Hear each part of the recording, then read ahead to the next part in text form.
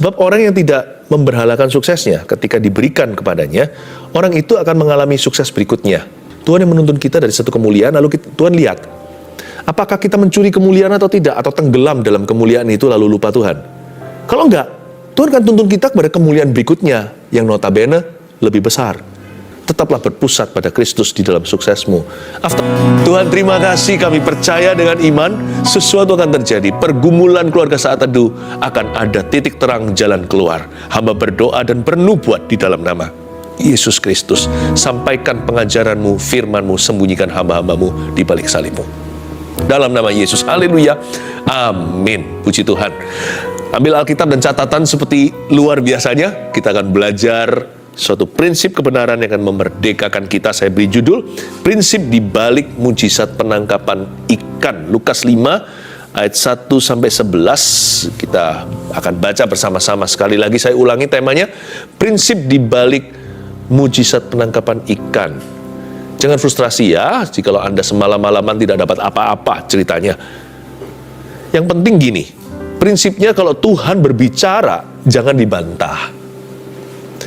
Anda tidak akan menyesali nanti, jikalau hatimu percaya. Memang kita nggak langsung lihat reward atau upahnya, tapi kalau kita tekun dan setia dalam percaya kita akan melihat perbedaan nanti. Akan ada perbedaan antara orang yang percaya dan yang ragu. Orang yang sungguh-sungguh dengan yang bimbang hati. Orang yang segenap hati dengan orang yang tidak menanamkan, merenungkan firman di dalam dirinya. Mari kita baca bersama-sama Lukas 5 ayat 1-11. Saya bacakan. Pada suatu kali Yesus berdiri di pantai Danau Genesaret, sedang orang banyak mengerumuni dia hendak mendengarkan firman Allah. Lihat ya, di ayat pertama, banyak orang sih kepingin dengar firman, tapi nggak semua orang masukkan ke hati. Firman itu nggak cukup hanya didengarkan, tapi firman itu harus diyakini, dipercayai. Karena firman itu apa sih? Firman itu kata-katanya Tuhan. Kalau kita nggak percaya sama kata-kata Tuhan, berarti kita nggak percaya sama Tuhan. Kalau ada suatu orang bilang sama Anda ya sesuatu, lalu Anda meragukannya, itu mungkin yang Anda ragukan adalah pribadinya. Mungkin orang itu penipu. Anda uji dulu. Nah, kalau kita ragu akan firman Tuhan, berarti kita ragu akan perkataannya. Berarti yang kita ragukan adalah pribadinya. Nggak main-main loh. Unbelief, roh tidak percaya itu bukan dosa biasa. Karena itu kalau Tuhan mengatakan sesuatu, percayalah. Sekalipun nggak masuk akal kita. Sekalipun sekarang kita belum melihat hasilnya. Kalau Tuhan bicara sesuatu, jangan malah justru seperti Sarah, tertawa ketika diberitahu tahun depan kamu akan punya anak semata wayang, sekalipun Sarah sudah tua, sudah lewat masa-masa bisa hamil atau bisa mendapat keturunan. Tapi kalau Tuhan bicara jangan ditertawakan, nggak perlu juga dipertanyakan. Apa yang kita perlu pertanyakan adalah pengajaran. Kalau Tuhan ajar sesuatu kita renungkan, nggak ngerti cepat angkat tangan, tanya dulu, nggak apa-apa itu, karena itu adalah ilmu belajar. Kalau pengajaran kita perlu untuk bertanya. Tetapi kalau itu sudah jelas di depan kita, tinggal percaya. Jikalau kita mempertanyakannya, itu bukan lagi keluar dari kehausan dan kelaparan untuk mengenal firman Tuhan. Wong firman Tuhan kita sudah tahu dan kenal kok. Tinggal percaya aja, kita nggak mau kita pertanyakan. Karena itu jangan mempertanyakan Tuhan jikalau dia bicara dalam kehidupanmu. Karena cikal bakal mujizat adalah iman percaya pada perkataannya. Ayat 2, ia melihat 2 perahu di tepi pantai. Nelayan-nelayannya telah turun dan sedang membasuh jalannya. Ada nelayan-nelayan di situ, nanti Yesus ketemu sama murid-muridnya. Di sana ada 2 perahu, mereka sedang membasuh jala. Kayaknya sih nggak dapat tangkapan nih. Ia naik ke dalam salah satu perahu itu, yaitu perahu Simon. Simon ini Simon Petrus, dan menyuruh dia supaya menolakkan perahunya sedikit jauh dari pantai. Kenapa Yesus minta menolakkan perahunya jauh dari pantai? Karena Tuhan perlu jarak untuk bicara pada kerumunan orang yang ada di pinggiran. Di pinggir pantai itu banyak berbondong-bondong datang karena mereka haus dan lapar akan firman. Tuhan pinjam perahu seorang nelayan namanya Simon yang nanti menjadi muridnya, yaitu Petrus. Tuhan pinjam perahunya. Lihat ya, kalau Tuhan pinjam sesuatu dari hidupmu, akan dikembalikan. Tuhan tidak pernah berhutang sama siapa-siapa. Lalu ia duduk dan mengajar orang banyak dari atas perahu. Setelah selesai berbicara, ayat 4, ia berkata kepada Simon, "Bertolaklah ke tempat yang dalam dan tebarkanlah jalamu untuk menangkap ikan." Tadi di ayat 3, perhatian Tuhan adalah kepada khalayak ramai. Tapi setelah mereka semua bubar, udah selesai, doa berkat, ayo kalian pulang ke rumah. Lalu Yesus berkata, ayo terus dayung lebih jauh. Setelah itu, atensi Yesus atau perhatiannya tertuju kepada sang pemilik perahu. Jadi jangan terburu-buru, kalau rasanya doaku kok belum dijawab. Seolah-olah, apakah mungkin Tuhan belum memperhatikan? Bukan, Tuhan ingin kita untuk melayani bersama Dia dulu. Tuhan lagi pakai hidup kita, jadi janganlah kita manja. Nanti setelah selesai ia beracara dengan orang banyak, pinjem perahumu. Nanti suatu saat, segera Tuhan akan memperhatikan kebutuhan Anda. Carilah dahulu kerajaan sorga dan kebenarannya, segala sesuatu akan ditambahkan nantinya. Jadi sama Tuhan itu jangan perhitungan. Aku kalau begini, aku dapat apa? Kalau aku melayani, apa untungnya?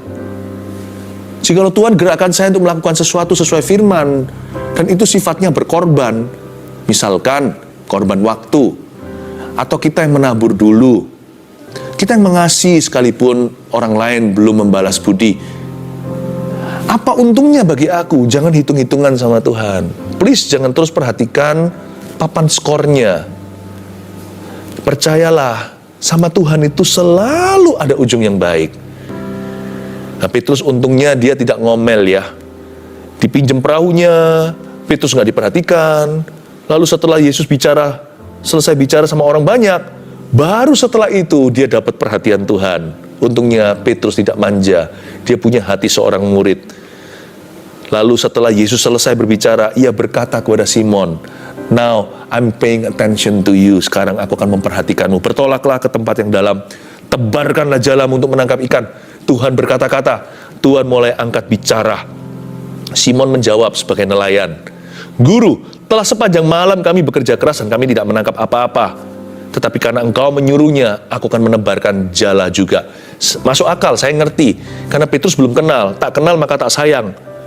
Dan Simon Petrus di sini menjawab, "Guru, telah sepanjang malam kami bekerja keras." Ini termasuk sudah polite atau sangat sopan sekali. Harusnya Petrus bisa gaya-gayaan. Yang nelayan siapa? Yesus itu kan anak tukang kayu.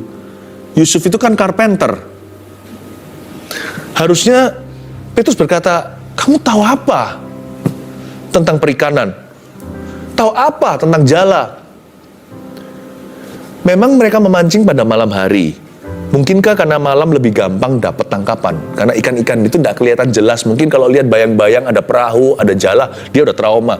Ikan-ikan itu pinter instingnya. Mereka tahulah. Mereka mungkin bisa ngerti secara instinctively bahwa itu adalah jalan nelayan, itu adalah jebakan.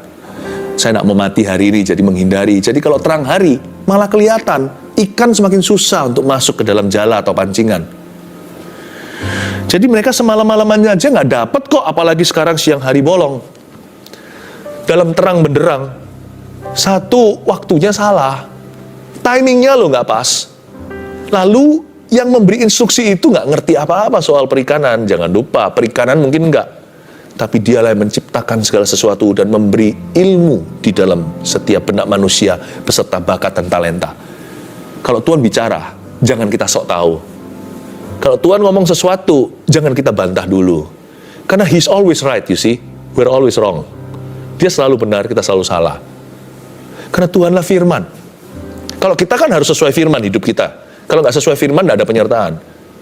Tuhan Yesus itu, misalkan kalau Tuhan Yesus itu, gitu aja, itu sudah firman. Karena dia firman. Apapun yang keluar dari mulutnya, itu firman Allah. Nggak ada keisengan. Kalau kita harus cocok-cocokkan dengan firman Tuhan. Jadi kalau Tuhan bicara itu, percaya sajalah, ya. Untungnya Simon itu punya sedikit iman. Dia yakin ini pasti berujung sesuatu. Karena itu di ayat 5b dia mengatakan begini. Dia menyanggah dirinya sendiri. Tetapi karena engkau menyuruhnya. Wow, itu luar biasa. Ini masih pasal awal-awal Lukas loh ya. Berarti belum terlalu kenal gimana. Mungkin baru samar-samar, tapi Petrus sudah punya iman. Anda tidak perlu tahu seluruh Alkitab untuk punya iman. Anda perlu mendengar firman Tuhan dan langsung beriman. Tidak perlu Anda menjadi seorang ahli Taurat dulu. Tapi jadilah seorang anak kecil di hadapan Tuhan, yang hatinya mudah sekali itu believe. Tetapi karena engkau menyuruhnya, ya, lugu ya, sangat innocent sekali, karena Tuhan yang suruh. Aku akan, itu keputusan secara sadar. Aku akan itu I will itu kemauan. Aku berikan kemauanku kepada Tuhan. Aku akan menebarkan jala juga. Dia nggak tahu apa yang akan segera terjadi. Oh, kejutan, surprise. Ternyata terjadi mujizat yang dia tidak duga. Ayat 6. Dan setelah mereka melakukannya, mereka menangkap sejumlah besar ikan sehingga jala mereka mulai koyak. Wow, baru ditebar, udah langsung koyak jalannya. Berarti ikan-ikan itu berebut untuk mati, martir bagi firman Kristus. Luar biasa, ikan-ikan itu semua pada berlompatan masuk ke jala. Mereka merasa beruntung siapa yang bisa memberikan nyawanya. Karena Tuhan yang suruh nelayan ini, mereka semua masuk ke dalam jalannya. Tuhan itu maha kuasa. Sangat nggak masuk akal. Mana ada ikan itu lawan arus. Mana ada ikan menyerahkan diri. Semua mereka pasti lari tanpa pancingan. Kalau sama Tuhan, tidak perlu bait, tidak perlu ulat, tidak perlu pancingan ikan kecil. Firman Tuhan itu kuasa. Tidak perlu dipancing apa-apa. Kalau Tuhan mengatakannya pasti akan terjadi. Serahkan hasil akhirnya. Don't disbelieve him. Janganlah meragukan. Karena Tuhan itu firman-Nya adalah otoritas. Lalu mereka memberi isyarat kepada teman-temannya di perahu yang lain, supaya mereka datang membantunya. Dan mereka itu datang, lalu mereka bersama-sama mengisi kedua perahu itu dengan ikan hingga hampir tenggelam. Dari tadi rame-rame bersih-bersihkan jala, diperbaiki dikit-dikit, supaya nggak ada yang koyak gimana, supaya bisa dipakai besok malam. Ternyata sekali ini, akhirnya mereka kerja keras, panggil teman-teman semua perahu datang, ikannya besar-besar.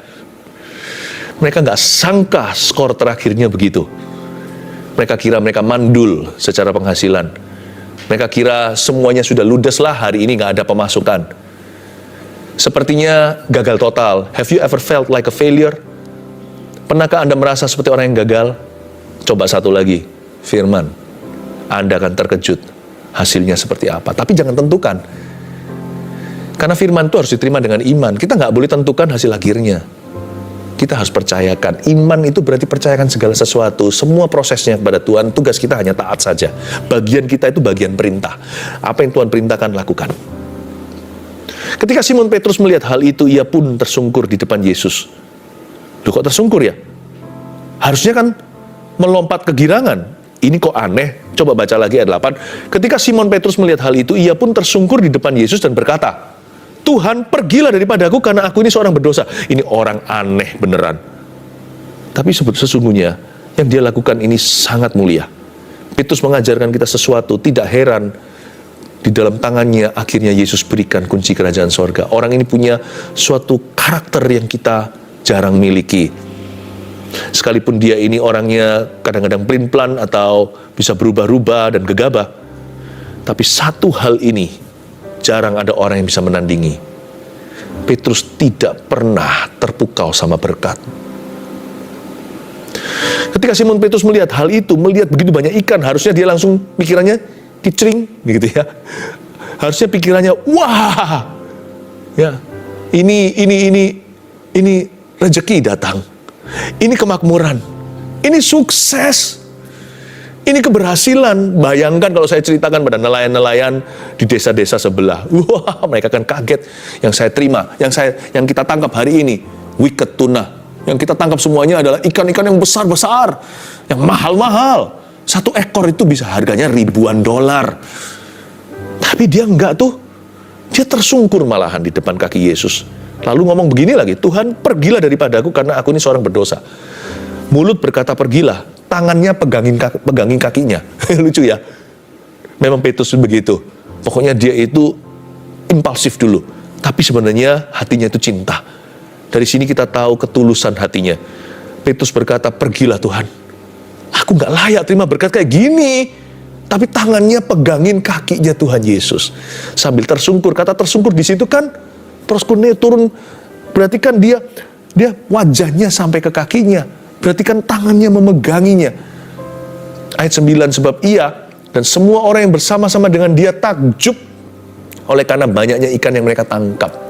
Tapi Petrus takjubnya sama Yesus dan firman-Nya, bukan pada ikan tangkapannya. Demikian juga Yakobus dan Yohanes, anak-anak Zebedeus yang menjadi teman Simon. Kata Yesus kepada Simon, catat ini, jangan takut. Mulai dari sekarang, engkau akan menjala manusia. Wah, ini upgrade. Ini beda ini. Ini sudah bukan berkat. Ini sudah bukan berkat. Ini berkat yang lebih besar. Tuhan berkata, jangan takut Simon, gak apa-apa. Jangan usir aku yang memanggilmu. Kalau kamu hatinya begini terus, aku akan terus mengangkatmu.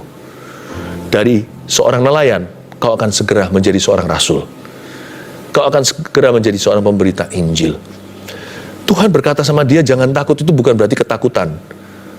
Tuhan berkata begini loh, Petrus, jaga hati seperti ini. Jaga seperti ini. Kamu jangan takut. Aku akan menunjukkan jalan yang lebih tinggi. Tuhan senang dan berkenan dengan hati yang tidak terpukau dengan berkat. Petrus tidak memberhalakan apa yang dia dapat. Tapi dia tahu di depannya itu ada sesuatu yang lebih besar. Nggak heran, mujizat Petrus tidak berakhir di Lukas 5. Ada baca nantinya. Mujizatnya terus menerus. Dari kemuliaan, Tuhan tuntun dia kepada kemuliaan yang lebih besar. Dari satu mujizat kepada mujizat berikutnya, dari satu berkat kepada berkat yang lebih serius. Saya kasih contoh beberapa ya, di luar kepala istilahnya. Petrus nggak hanya Lukas 5, nanti dia berjalan di atas air, Anda ingat? Lalu bahkan setelah Yesus naik ke sorga, dia yang pertama menyembuhkan orang lumpuh di gerbang indah. Nanti bayang-bayangnya pun menyembuhkan orang. Loh, nggak berhenti. Bukan hanya penangkapan kali ini loh. Bahkan soal penangkapan ikan, mujizat penangkapan ikan, itu terulang lagi nanti. Yang jumlahnya 153, itu ada beberapa penangkapan ikan di dalam kitab Injil. Itu nggak satu insiden yang sama. Petrus nanti nangkep lagi, kalau Anda tidak macet di berkat hari ini dengan memberhalakannya, atau Anda jadi lupa diri, menjadi berubah orangnya. Orang kalau diberkati kan bisa berubah. Bisa jadi sombong, bisa lupa Tuhan. Rasa nyaman itu, atau berkat-berkat itu memang dari Tuhan datangnya. Susah payah nggak menambahinya. Tapi biasanya, berkat kalau kita nggak hati-hati di hati yang kurang waspada, bisa menjadi racun nantinya. Bisa menjauhkan kita dari Kristus. Berapa banyak di antara kita, ketika kita sedih, ketika kita menderita, ketika kita butuh sesuatu, wah, menangis di kaki Tuhan. Tapi setelah kita sembuh seperti 9 orang kusta itu, nggak kelihatan bayang-bayangnya. Bayang-bayangnya pun tidak ditemukan lagi, hanya satu yang kembali, lalu tersungkur di kaki Yesus. Berkat itu bisa jadi jahat. Bukan berkatnya jahat, hati manusia itu yang jahat waktu terima berkat. Dan sesudah mereka menghela perahu-perahunya ke darat, mereka pun meninggalkan segala sesuatu. Wow, mereka meninggalkan segala sesuatu, lalu mengikuti Yesus. Tunggu. Ikannya dikemanain? Mereka meninggalkan segala sesuatu, berarti perahu beserta ikannya. Perahu yang hampir koyak itu, beserta jalannya, dikemanain? Mungkin dititipin sama tetangga. Sudah, terserah kalian, aku nggak tertarik ini. Lalu mereka mengikuti Yesus. Mereka ini bukan hanya Petrus, Yohanes, Yakobus, dan murid-murid Yesus yang lainnya. Tiba-tiba tidak nafsu sama ikan itu, tiba-tiba tidak selera, rasanya pale atau pucat dibandingkan dengan sang pembuat mujizat. Mujizat itu pucat dibandingkan dengan sang pembuat. Ciptaan itu pucat dibandingkan dengan sang penciptanya. Mereka tidak kepingin, tentunya tidak dibiarkan busuk karena itu berkat dari Tuhan. Mungkin mereka titipkan kepada anak Zebedeus, berarti kan papanya Zebedeus. Mungkin dititipkan sama papanya, Papa yang take care aja. Aku lebih tertarik untuk ikut Yesus ini. Demikian pula Petrus. Prinsip di balik penangkapan ikan ada apa aja ya? Tulis, satu, dari yang kita tadi baca semuanya ini. Lakukan saja jika Tuhan yang mengatakannya. Tuliskanlah. Just do it. If God says so. Kalau Tuhan yang mengatakannya, janganlah kita bantah. Kalau Tuhan berbicara, lakukan saja. Mujizat nggak mujizat, berkat nggak berkat. Mujizat dan berkat kan hanya bonusnya. Yang penting taat. Ku yakin saat kau berfirman, pokoknya kalau Tuhan bicara, udah itu final buat saya. Kalau Tuhan suruh saya ngampuni tetangga saya, 7 kali 70 kali, dia cari gara-gara. Kalau Tuhan bicara, saya nggak perlu tanya nanti, apakah dengan mengampuni dia, saya diberkati? Apakah dengan mengampuni orang itu berubah? Lalu dia minta maaf sama saya? Nggak tentu. Tapi kalau Tuhan bicara, itu titik bukan koma. Kalau Tuhan sudah ngomong sesuatu, kalau Tuhan berkata-kata, bagi saya itu sudah otoritas. Ingat Sadrak, Mesak, Abednego? Dia tentunya tahu sebagai orang Yahudi, umat pilihan Allah, orang Israel, bahwa tiada Allah lain, jangan ada padamu Allah lain di hadapanku. Bukankah itu yang turun dari Gunung Sinai di tangan Musa 10 perintah Allah? Waktu dia dipaksa untuk menyembah pada patung buatan daripada raja di Babilonia. Tahu apa kata mereka? Dia berkata, Raja, kami tidak akan sujud menyembah. Dengan polite, tentunya dengan sopan, tapi dia menolaknya. Berarti kamu akan mati. Kamu akan dilemparkan ke dalam api yang dipanasi 7 kali.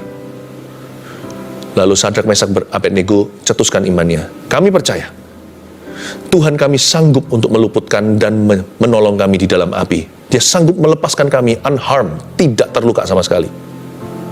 Karena mereka tahu kalau mereka melakukan firman Tuhan ada kuasa. Tapi mereka juga jaga-jaga. Backup plan-nya di sini. Backup plan mereka bukan murtad. Backup plan mereka bukan begini. Kalau Tuhan tidak tolong kami, maka kami akan berubah setia. Kalau Tuhan tidak menunjukkan mujizat, maka kami juga akan berhenti taat. Enggak. Backup plan mereka tetap ketaatan dengan segala resikonya. Ini yang mereka katakan. Tapi jikalau Allah kami tidak menolong kami terbakar hangus di dalam api, Raja, Baginda yang kami hormati, kami tetap tidak akan melanggar firman Tuhan. Kami tidak akan mencemari kata-kata Allah kami. Jangan ada padamu Allah lain di hadapanku. Kami tetap tidak akan tunduk kepada patung sembahanmu. Wow! Mereka tahu bahwa mujizat dan berkat itu hanya bonusnya. Yang penting kita taat. Karena Tuhan Yesus itu firman. Dia adalah ya dan amin, bukan ya dan tapi. Bukan ya dan jikalau. Bukan ya dan apabila. Ya dan amin itu tutup buku. Sebelum terjadi apa-apa, di hati sudah konklusi. Tuhan ngomong begini, aku laksanakan. Lakukan saja jika Tuhan mengatakannya. Yang kedua, percayakan kepada Tuhan hasil akhirnya. Jangan lihat scoreboard atau papan skor melulu. Jangan perhitungan sama Tuhan Yesus. Percayakan hasil akhirnya. Kalau Anda tentukan, rugi. Karena Tuhan itu selalu memberikan kepada kita. Ini firman Allah ya. No eye has seen, no ear has heard, no mind has conceived what the Lord has prepared. Tidak ada telinga yang mendengar, belum ada yang mata yang melihat, dan belum sempat dipikirkan, tidak berani dibayangkan. Hal-hal itulah yang disediakan oleh Allah bagi orang-orang yang percaya dan berharap kepadanya, bagi mereka yang mengasihi Yesus. Wah, kalau saya tentukan kan nanti saya hanya dapat berkat manusia. Tapi kalau saya percayakan, mungkin yang saya peroleh adalah mujizat Allah yang tidak bisa kita rumuskan. Siang hari bisa tangkap ikan, besar-besar koyak lagi, semalam-malaman nggak jadi. Itu juga jalannya baru aja diperbaiki, itu belum selesai, belum kelar, sudah dipakai lagi. Seharusnya koyak beneran. Kata koyak di situ itu untuk menunjukkan seharusnya koyak. Tapi ada tangan malaikat yang memegang sehingga ikan itu tidak keluar dari lubang-lubang jala. Ada banyak hal nggak ada rumus dan teorinya kalau Tuhan bekerja. Tapi kalau manusia melalui proses alami, rugi kalau hanya itu yang kita percayai. Percayakan kepada Tuhan hasil akhirnya. Tapi sekali lagi, poin 1, jangan mudah kecewa. Mujizat dan berkat hanyalah bonusnya. Yang penting kita taat. Yang ketiga, jangan berhalakan sukses yang diberikannya. Jangan berhalakan. Kalau Tuhan kasih kita sesuatu, jangan disembah. Tapi sembahlah Tuhan dalam sesuatu itu. Kalau Tuhan memberikan kita keberhasilan, sembahlah Tuhan di dalam keberhasilanmu. Seperti Petrus lakukan, dia bersujud di kakinya. Bukan malah lari seperti 9 orang kusta yang menghilang. Kalau Anda diberikan kenyamanan, kemakmuran, berkat-berkatnya, jawaban doa, diberikan banyak teman, muliakan Tuhan. Dengan semua yang Tuhan sudah berikan. Itu semua adalah alat saja. Itu semua hanya instrumen dan kendaraan. Sumbernya adalah Tuhan. Tuhan memberi, Tuhan mengambil, terpujilah nama Tuhan. Jangankan diberi, diambil aja terpujilah nama Tuhan. Diambil aja, puji Tuhan. Apalagi kalau dikasih. Jangan berhalakan sukses yang diberikannya. Kalau Anda diberi sukses hari ini, janganlah lupa siapa yang memberinya. Sebab orang yang tidak memberhalakan suksesnya ketika diberikan kepadanya, orang itu akan mengalami sukses berikutnya. Seperti pepatah firman yang berkata bunyinya begini, Tuhan menuntun kita dari kemuliaan kepada kemuliaan. Dalam bahasa Indonesia begitu, dalam bahasa Inggrisnya from glory to greater glory, from glory to glory. Arti sesungguhnya dari kalimat itu begini, Tuhan yang menuntun kita dari satu kemuliaan, lalu Tuhan lihat, apakah kita mencuri kemuliaan atau tidak, atau tenggelam dalam kemuliaan itu lalu lupa Tuhan.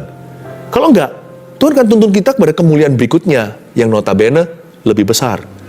From glory to glory, dari kemuliaan pada kemuliaan, untuk menjadi serupa dengan wajahnya, serupa dengan anaknya, yaitu serupa dengan Yesus Kristus. Be Christ-centered in your success. Tetaplah berpusat pada Kristus di dalam suksesmu. After all, bukankah semua sukses kita itu untuk kemuliaannya? Kalau semua adalah untuk kerajaannya, semua untuk kemuliaannya, buat apa kita berhalakan, ya kan? Bukankah kita ini hanya steward atau manajer saja? Manajer kasih karunia, kita semua ini hanya hamba. Inilah yang kupunya, hati sebagai hamba, itu aja. Yang mau taat dan setia padamu Bapa. Kemanapun ku bawa, hati yang menyembah dalam roh dan kebenaran sampai selamanya. Mata harus tertuju ke Yesusnya. Jangan lihat tangannya, tapi lihat wajahnya. Di wajah itu ada mulut yang mengucapkan firman dalam hidup kita. Pandanglah dia, supaya kita bisa dibawa kepada sukses berikutnya. Dan lebih dari sukses saja, supaya Tuhan bisa memberi kita tujuan. Tuhan bilang, tujuanku itu bukan ikan-ikan ini yang kau jual di pasar, kata Yesus. Tujuanku adalah ini, kau akan menjadi penjala manusia. Tujuan akhirku bukan supaya kamu bisa kaya raya, tapi supaya kamu bisa kaya dulu. Kamu bisa kaya dulu dalam perbuatan baik. Kamu bisa kaya dulu dalam kemurahan hati. Tujuanku adalah supaya kamu menjadi bendahara kerajaan sorga di atas muka bumi. Kamu punya banyak teman, tujuanku, kata Tuhan dalam hidup kita, bukan supaya kamu jadi populer, tapi supaya kamu jadi teladan bagi teman-temanmu. Ada harga yang dibayar, mungkin berkurang sedikit ketika dirimu sungguh-sungguh, tapi nanti akan dimultiplikasikan, karena yang mengikutimu adalah orang-orang yang sungguh-sungguh mau hidup benar di hadapan Tuhan. Luar biasa. Bukankah semua sukses yang Tuhan berikan, keberhasilan, keuntungan, dan keberuntungan yang sifatnya seolah-olah kebetulan, itu semua dirancang Tuhan dengan tujuan supaya kita memuliakan namanya, dan itu semua diberikan sebagai ujian. Bisakah kita handle glory di takaran ini? Bisakah kita handle kemuliaan di level yang sekarang ini? Kalau bisa, Tuhan akan tunjukkan berikutnya dengan senang hati. Tuhan sudah Tuhan nggak pernah hemat sama kita, nggak pernah tahan-tahan. Seolah-olah Tuhan nggak sabar untuk memberikan kepada kita karya berikutnya. Tuhan itu rindu memakai kita dan memberkati kita lebih daripada kita rindu untuk dipakai dan diberkatinya. Tapi Tuhan uji kita dengan sukses yang sekarang, kemuliaan, keberhasilan. Buat kita sombong nggak? Buat kita congkak nggak? Sejauh apa kita itu takut ketinggian? Dibawa Tuhan ke sebuah ketinggian, nanti jangan-jangan jatuh dalam dosa seperti Lucifer. Karena sombong, pangkal jatuh. Nah, Tuhan uji kita. Tapi kerinduan Tuhan adalah menunjukkan kita glory berikutnya. Dan juga membawa kita pada tujuan yang lebih tinggi. Semua yang Tuhan berikan itu dengan satu tujuan, untuk memakai hidupmu bagi kerajaan-Nya. Jangan berhalakan sukses yang diberikannya. Prinsip di balik mujizat penangkapan ikan apa aja? 1, 2, 3. Lakukan saja jika Tuhan yang mengatakannya. Katakan amin. 2. Percayakan kepada Tuhan hasil akhirnya. 3. Jangan berhalakan sukses yang diberikannya. Mari kita berdoa. Semua yang sudah masuk di live chat, termasuk yang tulis di komentar-komentar semua sosial media. Sekarang ulurkan tangan ke depan, kita satu hati. Kita berdoa minta mujizat terjadi. Jikalau mujizat penangkapan ikan itu terjadi, Tuhan akan memberikan mujizat yang kita perlukan. Tidak ada yang mustahil bagi Tuhan. Asal kalau Tuhan bicara, jangan dibantah. Percayalah dengan segenap hatimu. Tuhan, hamba berdoa untuk setiap permohonan doa yang dinaikkan, kami naikkan ke meja Tuhan. Kami bawa ke kaki Kristus yang di sorga. Roh Kudus yang menolong kami untuk berdoa. Kami sepakat dengan seluruh keluarga saat itu mendoakan setiap kebutuhan satu persatu Tuhan. Baik itu di dalam bidang kerja, pekerjaan, atau kesehatan di dalam tubuh seseorang, ataupun urusan rumah tangganya. Bapa, tidak ada masalah terlalu kecil yang hingga kau abaikan. Masalah anak kecil pun kau perhatikan. Masalah anak muda yang dianggap oleh orang tua, itu bukan masalah sama sekali. Tuhan juga mengerti hati teruna. Tuhan yang membalut hati mereka ketika mereka kesepian, ketika mereka krisis identitas. Dan orang-orang tua yang mimpinya hancur, ketika Roh Kudus turun, kau memberikan mimpi yang baru. Tuhan, hamba berdoa setiap usia, saat teduh keluarga kami ini ya Tuhan, hamba berdoa Tuhan jamah, Tuhan elus-elus ya Tuhan. Tuhan belai-belai dengan kasih, kirimkan kuasa-Mu, sampaikan firman dan sabda-Mu, ketuk hati mereka, izinkan mereka mendengar suara-Mu secara pribadi, dan taat pada tuntunan-Mu. Terima kasih Tuhan. Letakkan tangannya. Roh Kudus barusan ngomong begini, saya nggak ngerti artinya apa, pokoknya saya lontarkan. Izin-Mu yang sudah dicabut itu, minggu depan hari kerja, akan dikembalikan. Ada berkat cancellation atau berkat pembatalan terhadap pencabutan izin Anda. Saya tidak tahu izin apa, I have no idea. Tapi saya taat saja. Izin Anda itu akan dikembalikan. Anda akan mendapatkan kabar baik ini hari kerja minggu depan. Dan Anda akan kembali beroperasi. Apa yang disegel Tuhan akan buka. Tawanan pahlawan pun dapat dibebaskan. Ada satu lagi mujizat pembatalan. Ada satu orang yang harusnya diamputasi. Roh Kudus juga tidak beritahu sama saya saat ini juga. Sakitnya apa? Pokoknya saya sampaikan sebagai lidah, penyambung lidah Tuhan. Anda uji saja. Kalau ini tepat berarti Tuhan berbicara. Kalau kurang tepat ya berarti saya aja yang belum cukup peka. Tapi saya mau taat. Saya sampaikan sama Anda, amputasimu tidak akan terjadi. Ternyata akan menjadi treatable. Apa yang sifatnya sudah mustahil, tiba-tiba diubah sama Tuhan vonisnya menjadi sesuatu yang bisa berangsur kembali sembuh. Tidak perlu tindakan besar secara medis. Bagian tubuh tertentu yang harusnya diambil itu tidak jadi, karena Tuhan bekerja saat ini ketika saya mengatakannya. In the name of Jesus. Tetap kembali ke dokter, karena semua mujizat yang datangnya dari Tuhan Yesus akan selalu bisa diverifikasi di atas meja medis. Tuhan Yesus, terima kasih. Kasih karunia-Mu Tuhan. Angkatlah tanganmu, terimalah berkat dari Allah Bapa, Putra dan Roh Kudus, dari Yesus Kristus, firman Allah ya dan amin. Haleluya, terimalah mujizat-Mu hari ini. Yang percaya katakan amin. Puji Tuhan.